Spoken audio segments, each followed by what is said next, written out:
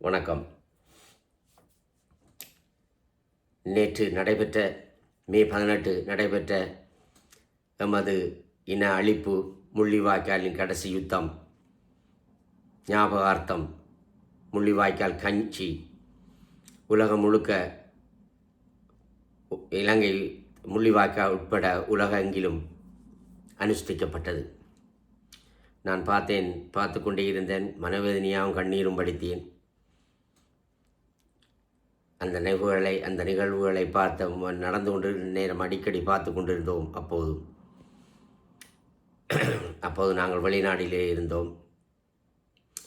ஆனால் இன்று அந்த நினைவு நாளை ஒட்டி வெளிநாட்டவர்கள் ஹியூமன் ரைட்ஸ் மனித உரிமை ஆவலர்கள் அங்கே போய் பார்த்ததையும் பார்த்தேன். இது எதிர்காலத்தில் எங்களுக்கு அது உதவும் என்று நினைக்கிறேன்.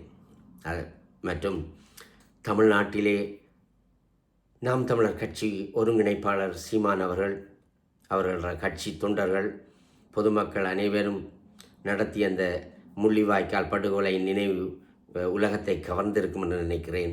அதற்காக முதல் கண் நாம் தமிழர் கட்சிக்கும் அந்த கட்சியின் ஒருங்கிணைப்பாளர் சீமான் அவர்களுக்கும் உலகத் தமிழினம் நன்றி கடமைப்பட்டிருக்கிறது.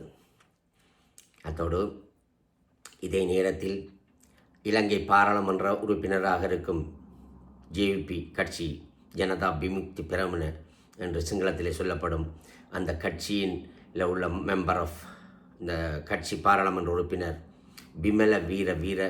விமல வீரவன்ச அவன் மலர்களை கொண்டு தன் இராணுவத்துக்கு செல்ல அனுமதி இல்லாமல் போக போலீஸார் விடலை.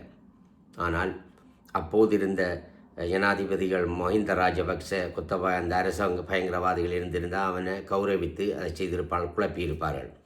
முள்ளிவாய்க்காலில் இந்த நினைவு நாளை அனுஷ்டிக்க விட்டிருக்க மாட்டார்கள். பார்த்தேன், அவன் போலீஸாருக்கு அடித்திருந்தான். இதே நிலையில் ஒரு தமிழ் பாராளுமன்றம் இப்படி ஒன்றை செய்திருந்திருந்தால் அவனத்தை சுற்றிருப்பார்கள். சரி, அது இருக்கட்டும். மற்றது நாம் தமிழர் கட்சி என்னை பொறுத்தவரையிலே அங்கே கூடியிருந்த மக்கள் லட்சக்கணக்கான நாம் தமிழர் கட்சியின் சீமான் ஒருங்கிணைப்பாளர் சீமான் அவர்கள் பேசுகிறால் லட்சக்கணக்கான தமிழ் மக்கள் மேடைக்கு வருகிறார்கள், அங்கே பார்க்க வருகிறார்கள். விஜயை போல படக்கவர்ச்சிக்கு வரல அவர்கள் எல்லாரும் வெறுப்பு மனவேதனையோடு இருக்கிறார்கள். நாம் தமிழர் கட்சி வரட்டுமே என்று தான் வாரார்கள். நிச்சயமாக அவர்கள் வாக்களித்திருப்பார்கள். அந்த வாக்கு சீமானவர்கள் நான் பல தடவை சொல்லியிருக்கிறேன். நாம் தமிழர் கட்சி எப்போ வென்றுவிட்டது. அந்த கட்சியை உடைப்பதற்காகத்தான் கமலஹாசன் என்ற நடிகரை பல கோடி ரூபாய் கொடுத்து அதை குழப்பி அந்த தேர்தலை திமுக வென்றது.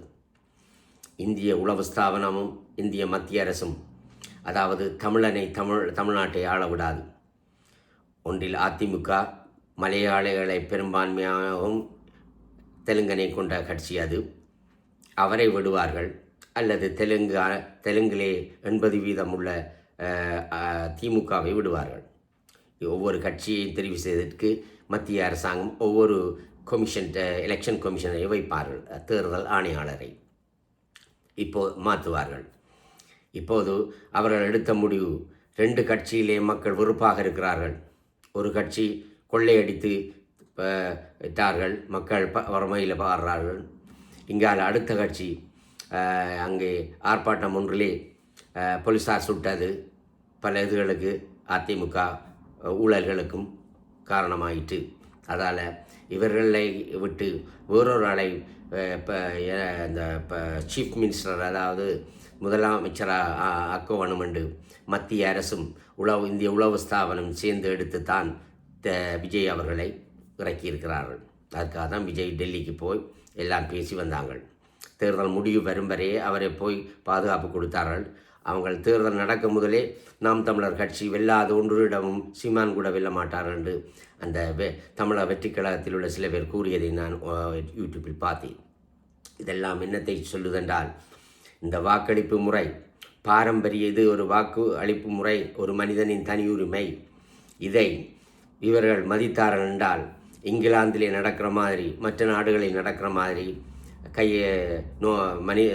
கையாலே வாக்களிக்கிற நிலையை உருவாக்கின வேண்டும். அப்படி ஆக்கினால்தான் தமிழ்நாட்டிலே உண்மையான தேர்தல் முறை நடக்கும். இவர்கள் இவிஎம் மூலம், எலக்ட்ரானிக் voting மெஷின் மூலம் தங்களை யாருக்கு வரணும் என்று முன்கூட்டியே திட்டமிட்டு அங்கே தேர்தல் கடமையில் இருக்கும் போலிங் ஸ்டேஷன், அந்த வாக்களிப்பு நிலையங்களிலே இருக்கிற அந்த தேர்தல் கடமை புரியும் ஆக்கள், போலீஸார் அத்தனையும் 80% தமிழர் அல்லாதவர்கள், எலெக்ஷன் கமிஷனர் உட்பட இவர்கள் எல்லாம் சேர்ந்துதான் இந்த நிலையை கொண்டு வந்தார்கள். ஆகவே 2 முறை இருக்கிறது. ஒன்று, நாம் தமிழர் கட்சி உயர் நீதிமன்றத்தில் போய் இந்த நடந்த முறைகளை முறையிட்டு இந்த வாக்களிப்பை கேன்சல் பண்ணலாம், அதாவது ரத்து செய்யலாம், அதுக்கு பெரும் பணம் வேணும். அல்லது தமிழ்நாட்டு சட்டசபையிலே சட்டத்தை கொண்டு வந்து இந்த கணனி அந்த இவிஎம் மூலம் வாக்களிப்பதை நடத்தலாம். அது நடக்காது. ஆனால் நாம் தமிழர் கட்சி இப்படியான ஒரு நிலை வந்துதான் இலங்கையிலே ஆயுத போராட்டமாக வெடித்தது. ஆகவே 87% தமிழ்நாட்டில் இருக்கும்போது தமிழர் அல்லாதவர் ஆண்டு தமிழ் மக்களின் நிலங்களையும் சூறையாடி அவர்கள் கொள்ளையடித்து செல்வதை என்ன என்று கூறி முடிக்கிறேன். நன்றி.